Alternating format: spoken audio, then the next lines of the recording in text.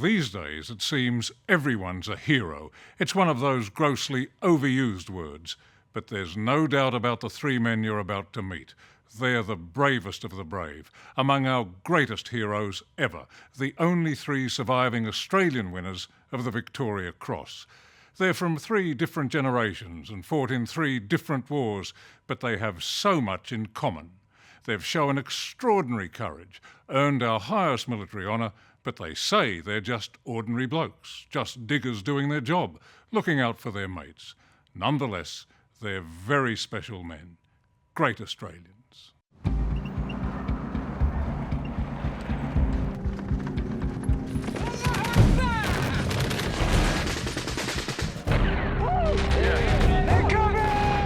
It can come down to an instant on the field of battle. Open that door! Get him in! Get in! That split second when heroes are created and legends are forged. Men like Ted Kenner, who took on Japanese machine gunners single-handedly. Keith Payne, whose courage saved dozens of men's lives.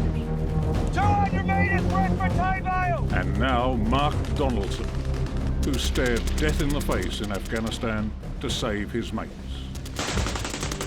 Spread out! Spread out! It's instinctive. It's a training thing. Yeah, you don't really think about it. You make it sound very controlled and very cool. Were you? Nah, it definitely wasn't cool, calm and collected, that's for sure. Trooper Donaldson is the latest Aussie soldier to join the awe-inspiring ranks of the Victoria Cross. Mate, I can't tell you how much I've been looking forward to this. I met him fresh from his morning run at the SAS headquarters in Perth. Congratulations, buddy, personally. Thanks very much, mate. He may be built like an action hero, and shoot like one too, but Mark Donaldson is no Rambo. This 29-year-old from Dorrigo on the New South Wales coast is the quietest, most unassuming bloke you could ever imagine.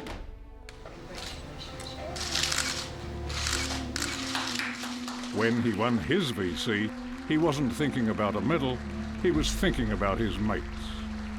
You see your mates out there being hurt and getting wounded, you just want to help them out. You want to make sure everyone gets back all right.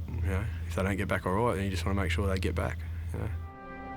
But make no mistake, what Donaldson did that day under ferocious Taliban fire has earned the respect of every single soldier, including retired Defence Force Chief General Peter Cosgrove. The Victoria Cross is the iconic recognition of the core ethos of men and women in uniform, because it only ever is awarded to people who've put service beyond self to the ultimate degree.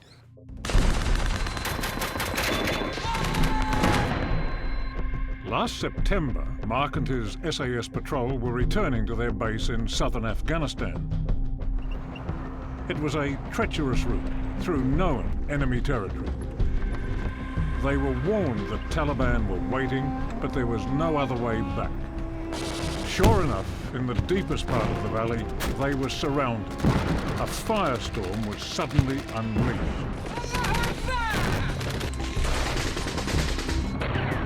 They're coming! Open that door! Get him in! They were seriously outgunned. Heart was beating faster, pulse was racing. Yeah, there's lots of noise going on around you.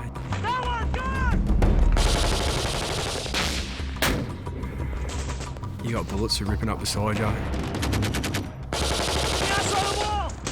Spread out! Spread out! You can hear the fragmentation flying through the air when the mortars were coming in.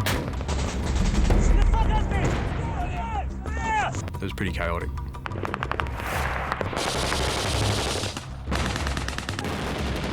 You're watching your mates getting shot, getting hit and going down. Mark didn't hesitate. Donaldson grabs a rocket launcher, takes himself off away from his colleagues and starts to engage some of the Taliban. This allows others to come into the casualties and to start to treat them and bring them back to greater safety. Were you frightened? Not really. I wouldn't say frightened. Let's try and give it back to them as hard as we can and then get out of here, you know, as best we could. 200 metres, Redford! After 2 hours being hammered, 9 of the 13 Aussie soldiers were down, wounded. Stand on to it now! As they made their escape, a rocket blast blew the unit's interpreter, an Afghan, off the back of a vehicle, leaving him bleeding and semi-conscious. What Mark did next to save the interpreter's life is what sealed the Victoria Cross. He went back into an area that was torn by fire to almost certain death because that was one of his mates. Come on, mate. Let's get out of here. Come on, hang in there. Hang in there, mate. Come on, come here. Come on, mate. Let's get out of here. Come on. Mark was not going to, while he had a breath, leave somebody behind. Time to go, mate. Come on, hang in there. I just went over there and got him. I mean, do you think how close I came to being killed? Yeah, very lucky, mate. 2 of us had holes all through our gear, you know. That's how lucky we are. You make it sound very matter-of-fact. There's not much more to it, Peter, really. Like, that's what happened, you know, that's it, really, yeah. Trooper Donaldson now joins an elite band, now 97 Australians, to be awarded the Crimson Ribbon. The VC's origins go back to Queen Victoria. She wanted a medal to honour the highest acts of valour in the charge of the Light Brigade in the Crimean War.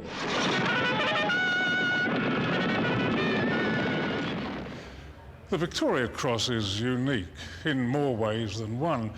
Each one of the small, simple bronze medals is made from the barrels of Russian cannon captured by the British Army during the warfare in the Crimea in the 1850s and the 1860s.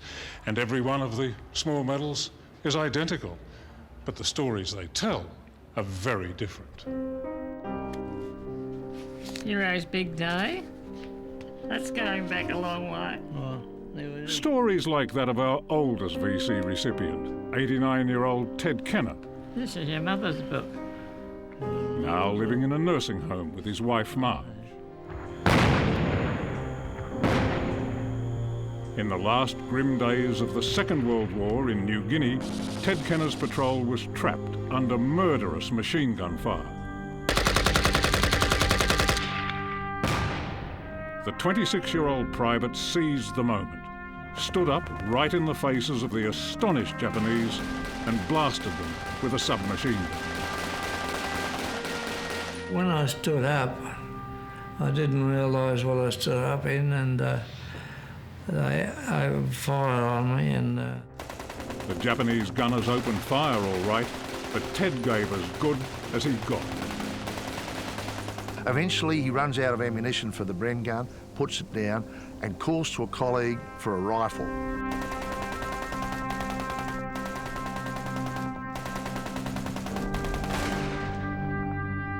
And eventually, he suppresses this machine gun so that his colleagues can continue the attack, and they win. Ted Kenner's mates would all say, he saved my life, and that's gallantry. I mean, all the stories are amazing. Ted's children, Rob and Marlene, have grown up with the legend of their father's heroism and learnt to share his fierce but quiet passion for his country and his mates. And the determination to say no country or no man or no government will put their will on me. I think Dad's probably got one of the most easygoing natures you could have, but woe betide the man who takes advantage of it. Australians will always value some things greater than their lives. Family, the team, the band of brothers. We caught something here, Keith, or is that a... Oh, That's your bait. Oh, that's a bait. Yes. Australians like Keith Payne. During the Vietnam War, Keith's unit was attacked by the Viet Cong on a jungle hillside.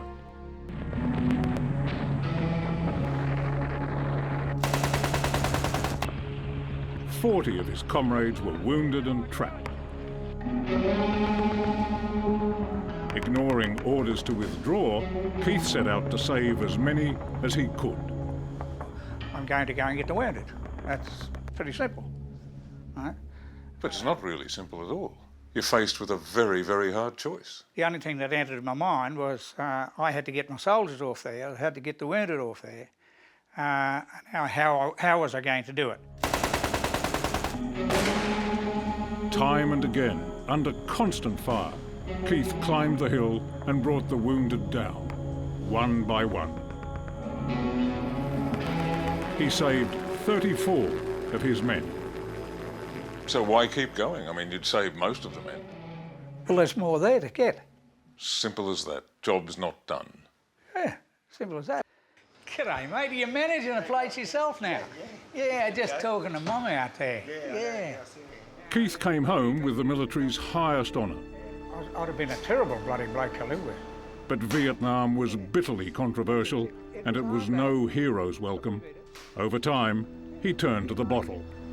I mean, you must have done a fair bit of drinking here, did you? Oh, me? I own this bar. While Keith struggled with his drinking and depression, his wife of 54 years, Flo, was keeping their family of 5 boys together. We were both in the army at the time. She stuck with him as he beat the booze and pulled himself together. When you sum all of this up, you're living with a remarkable bloke. Oh, yes. That doesn't stop me wanting to knock his block off sometimes, but, you know. But I love him dearly. So, college, please welcome Mr. Keith Payne. Australians now love him too. They remember courage, not controversy. I wonder what our responsibility is to ourselves. Today, Keith's addressing high school students in Gympie about duty and national pride. You people have the responsibility of the nation on your shoulders. It is your responsibility. I felt very special to be able to be around someone and actually hear from someone who's done that before, an amazing act of bravery. I wouldn't have the courage to do that, but for someone just to do that, it's just amazing. I honestly am finding it hard to believe I'm being taught to use this weapon by a VC. Which brings us back to the special man who wears our latest Victoria Cross, SAS Trooper Mark Donaldson. Up.